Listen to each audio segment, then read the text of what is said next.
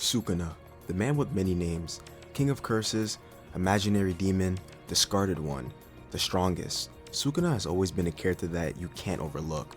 Obviously, he's the king of curses, but especially now, nothing is holding Sukuna back. Some people are saying Sukuna is ruining JJK. It might be Gojo stans, but that's the point of this video. We'll get to the bottom of the problem. Before the Sukuna fanboys get the pitchforks and report this video, take a deep breath and let me explain. Sit back and relax and grab some snacks. I sound like Corey Kitchen right there. If you know, you know. But that's besides the point. Let's discuss the future of JJK and whether Sukuna is ruining it or not. I have several points I want to get through, so let's not waste any time. Oh, this video will also obviously contain spoilers, so if you're not caught up, this is your one time to click off the video. Also, if you're new to the channel, you might as well subscribe. It takes 2 seconds and it's the best way to support me currently, and I would really appreciate it. Back to the video. Let's start with arguably the best fight the anime community has seen in the last year. The strongest sorcerer in history versus the strongest sorcerer of today. These two colossal titans finally crossed paths in the most epic chess match I've ever seen. This fight felt super even, with both getting the upper hands on each other over and over again. When Gojo had Sukuna in Unlimited Void, I thought it was game over. But something was lingering in the back of my mind, something sinister. It couldn't have been this easy, right? Is Sukuna going to lose like this? The king of all curses. And that's how he goes out? Here comes Mahoraga, and my intuition was right. Do you ever cheer for something and just feel wrong about it after? That's how I always feel about Sukuna. He's so cool, but damn, he's not going into heaven. Back to the fight. Sukuna made this fight a 2v1, and it's not looking good for Gojo anymore. Especially when Sukuna made it a 3v1. At that point, my jaw was on the floor. I don't know how Gojo was gonna bring this fight back. However, Gojo still had one final trick up his sleeve, and it's still mind-blowing to me how, after all these things happened to Gojo, he's so intelligent that he could still think about scenarios how to get out of that bad predicament he was in. After the Hollow Purple, I thought it was over. I thought Sukuna was gonna admit defeat and it was game over after that. Unfortunately, we all know what happens to Gojo, and that brings me to a lot of people's first issue. Gojo so far throughout this story before this fight with Sukuna, we've always seen him as this pinnacle.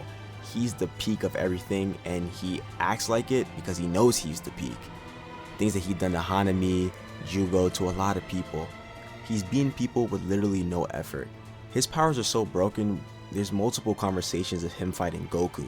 That's how strong Gojo was to us. But Sukuna gave us a big reality check on who Gojo really is. When Gojo was talking to Geto about his fight with Sukuna, he says, "I'm not sure if I could have beaten him even if he didn't have Megumi's 10 shadows." That line alone made me really think of how strong Sukuna really is. If Gojo, somebody who's always been the pinnacle, is saying something like that to Geto and admitting that, should show a lot of people how strong Sukuna really is. Gojo also realizes that Sukuna wasn't able to give it his all the same way Gojo was able to give Sukuna his all. That's the part that shocked me the most. You are telling me this man Sukuna has more firepower that he was hiding from us. He feels like an unmovable force. Going back to the quote I used of Gojo saying he's not sure he would have won, I've read this section multiple times and sat on what Gojo said. And I know people are going to talk about it's a mistranslation in the comments, and I don't know, it really just sounds like cope to me. I think Gege was trying to make it clear here that Gojo can't solve everybody's problems, that there's always somebody better than you, and he was not the pinnacle no more. Sukuna is better here. Now let's talk about Sukuna taking Megumi's body. Sukuna was already a powerhouse before the 10 Shadows technique. Obviously, he's the king of all curses. I mean more of a emotional sense. With Sukuna taking over Megumi's body, things are more complicated for Yuji and company. Gojo and maybe Yuta are willing to kill Sukuna without hesitation and think about Megumi later. Yuji will be the main culprit. I can see Sukuna being in his head and Yuji stops because he cares about the well-being of his best friend. I think this is when Yuji is going to have to break a barrier and realize that he has to do the right thing, even if it means killing his best friend. Yuji's sick and tired of watching people die in front of him over and over again, and we've seen him multiple times throughout this series. And if Yuji doesn't stop Sukuna, and that means killing Megumi, he's gonna die himself and lose everybody else around him. More on the physical aspect of things, who can stop Sukuna right now? I'm not much of a power scaler, but I know Yuta is top 5. But can he actually do it? I know Yuta has Rika, but I'm pretty sure Mahoraga can deal with Rika, and Sukuna himself can also deal with Rika. Other than Yuta, Maki is also up there. She just have the benefit of not being affected by domain expansions. Sukuna also seemed impressed by Maki, so I can see that being a matchup in the future. Other than those two, I think there's a big gap compared to everyone else. Hikari is a good fighter and all, but once his luck runs out, Sukuna is making light work of him. Gojo was their biggest hope. Without Gojo, they all feel like rabbits trying to defend themselves from a wolf. This last section is pure speculation on how the cast might be able to take out Sukuna. My first theory has to do with Nobara. This is more of a cope theory because she might be gone. Let's speak in hypotheticals for this scenario. Nobara's power can attack the soul. That's why I think Gege took her out the story. Her ability is really strong. I know Nobara is not like Mahito when it comes to soul manipulation, but maybe she can attack Sukuna's soul, and it could affect Megami. Nobara might be able to exorcise Sukuna, you never know. Maki will also have a big role in the future. In the exchange Maki had with Sukuna, you can tell Sukuna was impressed with Maki. I think Maki can give Sukuna a pretty good fight regarding hand-to-hand combat.